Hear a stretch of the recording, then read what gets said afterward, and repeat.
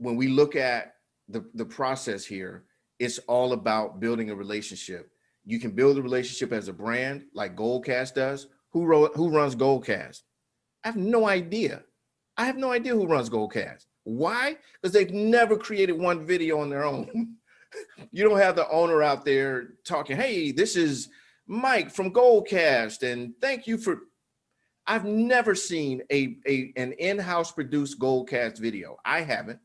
So they're borrowing other people's credibility to create a relationship with their. That's exactly what they're doing. That's exactly what they're doing. And that's why I say it is brilliant. It is absolutely, positively brilliant how they've created this publisher model that they're able to get 15 million views. I think, what did we say, guys, that list those row of videos? Was it like 75 million views, their top 10 videos?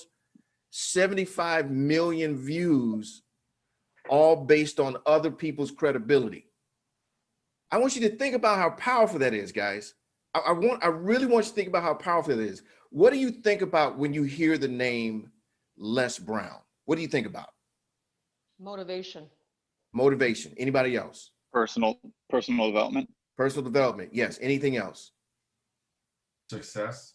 Success, right? Inspiring, all of these types of things. Do you have a generally a good feeling when you hear Les Brown, or do you have kind of a bad feeling when you hear Les Brown? Most people have a really good feeling when they hear the name Les Brown. Most people do.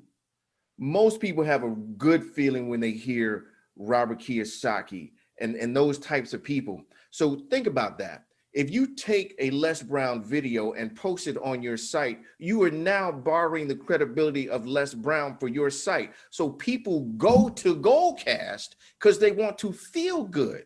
That is the relationship that Goalcast has created with people, and they've done it with no videos of their own. That is huge. That is huge. So like when you think about Jay Shetty, for example, Jay Shetty's another, influencer, motivator, speaker, public, personal development type guy. But Jay does pretty much all of his own videos.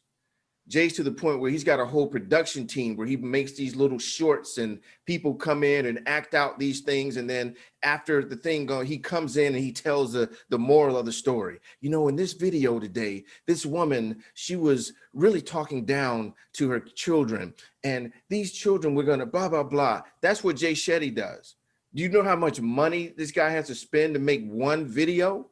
He's spending on average about $5,000. Now that video translates into multiple millions of views, and it translates into $20,000, $30,000, $40,000 for him. But would you rather spend $5,000 a video doing all that stuff yourself, or spend $500 doing editing like Goalcast does? You see what I mean? And similar to that was what you shared with that Facebook page on the Dodo site. That Yes. was excellent. That was excellent. Yes. Yeah, but there's not even any credibility involved. It's just the likeness of the animals. Just and that's credibility. Okay. That is that is absolutely credibility. Animals have credibility with us for the most part, right? For the most part. Create a positive emotion. Absolutely. That's when I ask you, how do you feel when you think about Les Brown? How do you feel when you see a cat rubbing its head up against a pit bull? Oh my God, look at the pit bull. He's not biting the cat. Oh. They're building rapport with us. They're building that credibility from animals, because animals have a place in our hearts. Whether someone chooses to eat meat or not, no one wants to see an animal hurt or abused or anything of that nature. We don't want to see that. We want to see animals being cute, cuddly. We want to see them being rescued. Because from Dodo, what was the one that had like 100, almost a million reactions? The bird being freed. Yes, it was the bird being freed. Now think about that for a moment. This bird is just flapping around. The guy came in and, you know, did the thing. Then almost 1 million people reacted to that video. That is huge. I saved the bat once. Exactly. You see what I mean? But that's when we look at this, guys, the beauty of this is that it's sitting right here in front of us.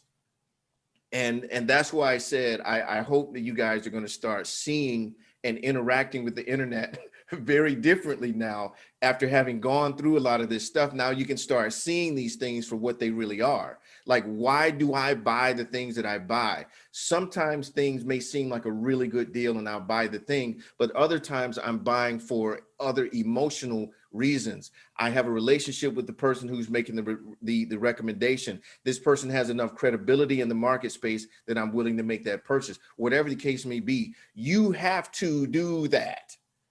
You have to do that. And I say, guys, there's no way you can get around it. There's no way you can get around it. And when I say no way, again, I'm talking about 99%. You're going to have the 1%ers who are out there who you know, break through the odds and, you know, throw something out there and then boom, it becomes a hit on its own and blah, blah. But oh, go ahead. Hustle. Yeah, absolutely. But here's the thing, guys, those guys are so few and far in between that I honestly consider them non-existent.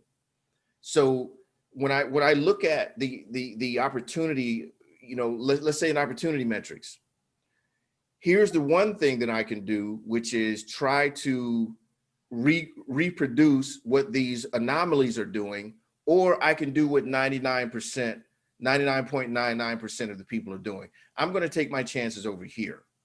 And when you look at all of these guys, you look at Ron Douglas, you look at Sean Casey, you look at Onyx Singal, you look at Perry Belcher, you look at all of these guys, all of them, you know, Ty Cohen, Greg Caesar. I can go down the laundry list of all of these marketers that you guys probably know and have probably bought stuff from. They're following this framework. They have a relationship with their audience. Some more of a relationship than others. Like Ty Cohen, for example. Ty is very active in social media. He puts together these videos, etc., and he pushes these videos out to his audience because he's allowing people into his life to get a better relationship with them. Why? So they'll buy more stuff. That's it. So they'll buy more stuff. So we cannot avoid that relationship building side of things. So going back to what I was talking about at the very beginning of the call, you're pulling out your stories, combining that with your USP and your hook so that we can then take people down the path of giving them an offer.